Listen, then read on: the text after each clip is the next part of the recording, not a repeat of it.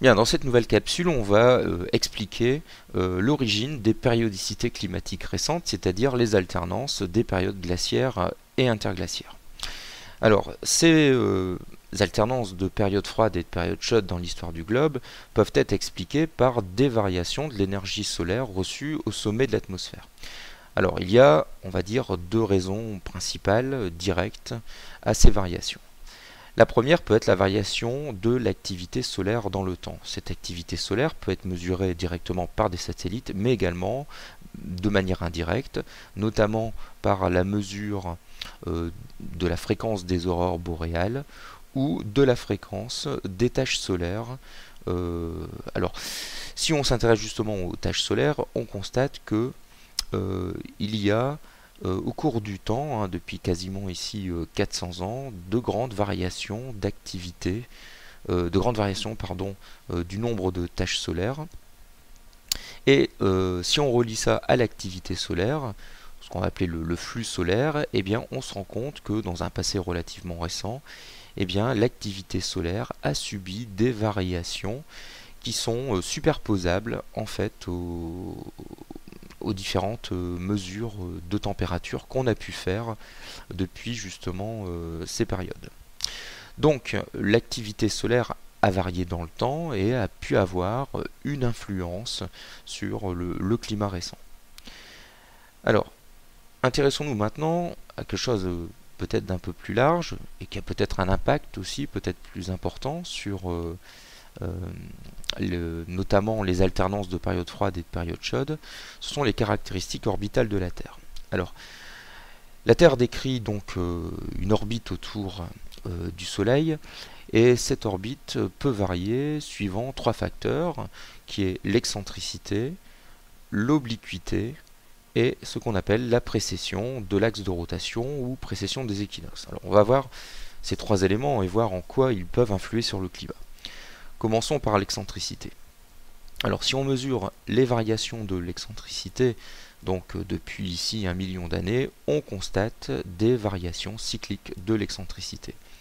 Elles sont à mettre en parallèle avec une variation, elle aussi cyclique, de l'énergie moyenne reçue au cours du temps. Et on constate une concordance entre les deux. Alors, l'excentricité est définie par la forme de l'écliptique, c'est-à-dire la forme de l'orbite terrestre autour du Soleil. Elle peut être nulle, c'est-à-dire 0%, avoir une forme quasi circulaire, ou au contraire être aplatie, c'est-à-dire avoir une excentricité un peu plus forte, et elle est au maximum de 7%. Actuellement, l'orbite est quasi circulaire puisqu'elle est de 1,67%. Alors si on regarde la périodicité, elle est de 100 000 ans, et elle correspond justement à ce qu'on appelle la durée d'un cycle glaciaire-interglaciaire, comme on a pu le voir. C'est ce qu'on appelle ici le cycle de Milankovitch. Alors, comme on va le voir, cette excentricité a peu d'effet si elle est prise seule. Pourquoi ? Parce que quand on regarde l'installation, par exemple, de la dernière glaciation, le Würm, elle avait une très forte valeur. Et par contre, quand on était à l'interglaciaire Émien, donc une période relativement chaude, elle avait aussi une forte valeur. Deuxième paramètre, il s'agit de l'obliquité. Alors, comme pour l'excentricité, on observe des variations cycliques, périodiques, de la valeur de l'obliquité au cours du temps. Elles sont à mettre en parallèle aussi avec des variations cycliques de l'insolation annuelle au cours du temps. Alors qu'est-ce que l'obliquité ? L'obliquité correspond en fait à l'angle que fait l'axe de rotation de la Terre avec le plan de l'écliptique, c'est-à-dire le plan de l'orbite autour du Soleil. Eh bien, cette obliquité varie entre 22 et 24 degrés et demi, et actuellement elle est de 23 degrés 25. On constate que la périodicité est de 41 000 ans et que ça correspond justement à des périodes, des brèves périodes de réchauffement observées au cours des glaciations. Alors quel est l'impact sur le climat de l'obliquité ? Eh bien, quand l'angle va être maximum, eh bien, les saisons et les climats vont être très contrastés. Ça va avoir une importance, comme on va le voir, sur la présence ou l'absence de calotte polaire. Troisième paramètre, il s'agit de celui qu'on appelle la précession des équinoxes, c'est-à-dire le cône que va décrire l'axe de rotation de la Terre. Alors, cet axe de rotation pointe actuellement vers une étoile qui est à peu près l'étoile polaire dans la constellation de la Petite Ourse. Eh bien, si on ne fait pas varier l'excentricité ou l'obliquité, eh bien, cet axe de rotation, même s'il garde le même angle ici, c'est-à-dire la même obliquité, eh bien, peut décrire au cours du temps un axe, enfin un cône ici, d'accord? Et par exemple, quelques milliers d'années plus tard, au lieu de pointer ici vers la Petite Ourse, pourra pointer quelques milliers d'années plus tard à l'opposé, par exemple vers l'étoile Vega. Alors, cette périodicité est d'à peu près 21 000 ans et elle correspond aussi à des brèves périodes de réchauffement qui sont observées au cours des glaciations. Donc, ça a une importance, comme on va le voir juste en dessous, sur la durée des saisons et également sur les contrastes saisonniers. Donc, une importance sur le climat. Alors, voyons d'un peu plus près justement ce paramètre. Eh bien, quand on va se placer dans le cas où l'excentricité est forte, justement, donc quand la Terre se trouve au point le plus près de son étoile, on appelle ceci le périhélie, et quand la Terre est à son point le plus éloigné, c'est l'aphélie. Alors pour ces deux schémas ici, la Terre n'est pas représentée, mais imaginez que l'axe de rotation est comme ceci. Il est bien sûr constant tout au long de son orbite, c'est-à-dire quand on pointe ici vers l'étoile polaire, l'axe de rotation ici pointe aussi vers l'étoile polaire. Alors dans les deux schémas qu'on va décrire, la Terre, si on regarde bien ici, est en hiver sur la droite, est en été sur la gauche. Alors dans la situation actuelle, on voit que l'hiver est plutôt entre guillemets doux, puisqu'on est au point le plus proche du soleil. Les hivers sont relativement assez courts.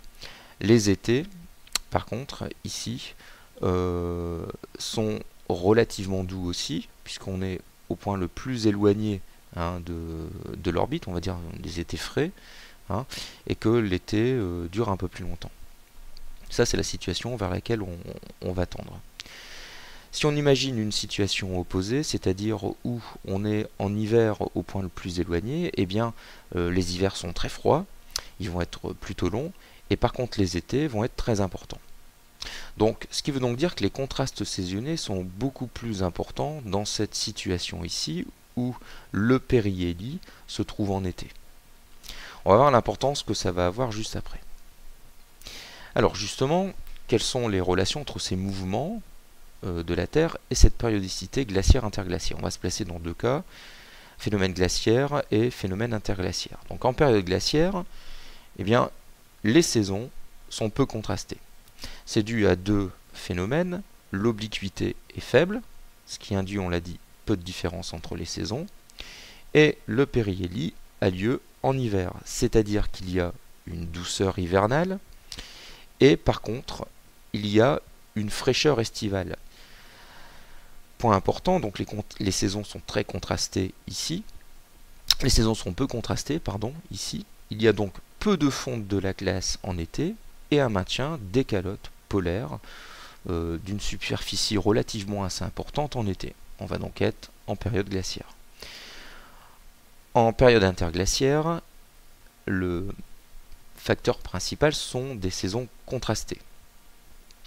L'obliquité est élevée, donc les saisons vont être très marquées, et l'aphélie a lieu en hiver, c'est-à-dire qu'on va avoir un hiver très froid et un été très chaud. Mais cet été très chaud va favoriser, enfin un printemps et un été très chaud, va favoriser la fonte des glaces, ce qui fait qu'en été, les calottes polaires vont se réduire très fortement. On va donc être en période interglaciaire.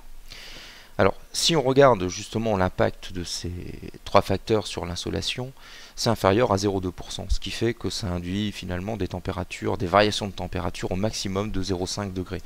Ce qui est insuffisant puisque on constate qu'au plus froid des périodes glaciaires, les températures étaient inférieures de 6 degrés aujourd'hui. Il y a donc des facteurs qui vont amplifier cette périodicité climatique. C'est ce qu'on va voir maintenant. Alors ces facteurs amplificateurs, eh bien, on va commencer par ceux qui concernent la concentration en CO2 de l'atmosphère. La concentration en CO2 de l'atmosphère peut être modifiée par l'intensité de l'activité photosynthétique. Plus la photosynthèse est importante, plus il y aura de CO2 atmosphérique qui sera pompé dans l'atmosphère, ça va être un véritable puits de carbone et ça diminuera donc l'effet de serre. Autre facteur qui peut intervenir, c'est l'activité volcanique. D'une manière générale, l'activité volcanique est une source de dioxyde de carbone.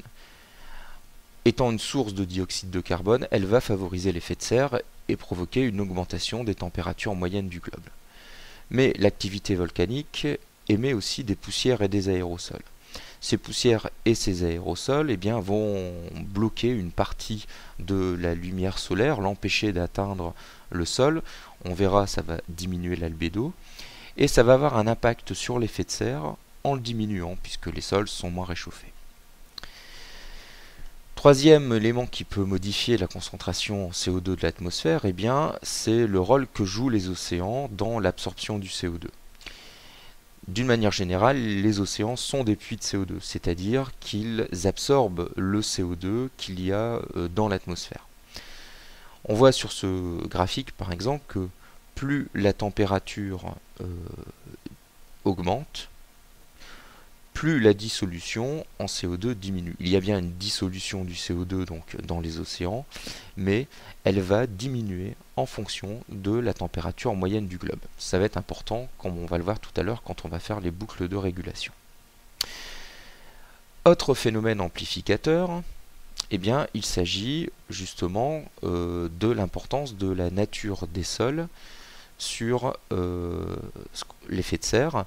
Cette nature du sol va se manifester par une modification de ce qu'on appelle l'albédo ou de la réflectance. Alors, le principe est simple, si on prend une surface claire, une grande partie de l'énergie solaire incidente, c'est-à-dire reçue, est réfléchie. L'albédo étant défini par l'énergie solaire réfléchie divisé par l'énergie solaire incidente. Ici, par exemple, on va avoir un albédo de 80 divisé par 100, donc de 0,8. Si on a une surface qui est plutôt foncée, il y aura peu d'énergie solaire réfléchie, et donc on aura un albédo qui va être faible. Ici, 10 divisé par 100, 0,1.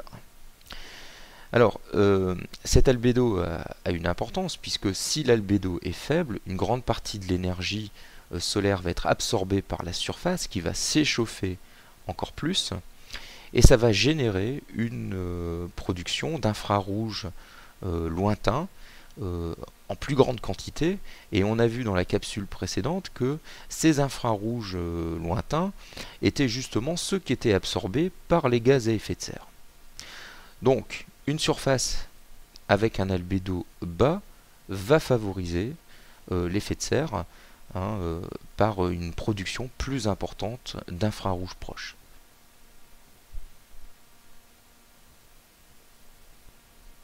Alors, faisons le bilan dans deux situations, un cas de refroidissement, donc une période glaciaire, un cas de réchauffement, période interglaciaire. Imaginons que les paramètres orbitaux de la Terre varient dans le sens où la Terre reçoit moins d'énergie lumineuse. Ça provoque une baisse des températures moyennes du globe. Cette baisse des températures favorise la formation des glaciers et, comme on l'a vu précédemment, l'albédo moyen du globe augmente. Si l'albédo moyen du globe augmente, moins d'infrarouges lointains sont produits, ça provoque une diminution de l'effet de serre et donc une baisse des températures. Dans le même temps, si les températures baissent, la dissolution du CO2 augmente dans les océans. Le CO2 se dissout plus facilement dans des eaux froides. Il y a donc une baisse du CO2 atmosphérique, ce qui provoque une diminution globale de l'effet de serre et donc une baisse des températures. Et ainsi de suite, le facteur s'amplifie, s'auto-entretient. Lors d'une période de réchauffement, donc avec ici des paramètres orbitaux qui vont favoriser une augmentation de température de la Terre, ce sont les phénomènes contraires qui se mettent en place. Et là, je vous laisse faire le raisonnement.